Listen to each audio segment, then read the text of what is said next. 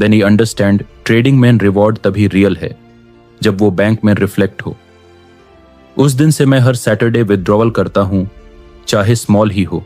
री इन्वेस्टमेंट का बैलेंस। हर पैसा विथड्रॉ करना जरूरी नहीं, हर पैसा री इन्वेस्ट करना भी जरूरी नहीं।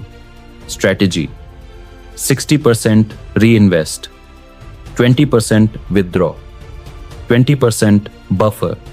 Balanced growth, sustainable success. Emotional trap: profit देख के ग्रीड बढ़ता है, विथड्रॉ नहीं करते। रिस्क और बढ़ता है। Protect your win, don't expand your exposure. Capital discipline framework: create rules, daily max reinvest, weekly buffer, monthly savings. Account plus wallet दोनों ग्रो करने चाहिए। फिजिकल रिवॉर्ड साइकोलॉजी: विथड्रॉ करने से रियल ओनरशिप फील होता है, motivation बढ़ता है, confidence stable होता है।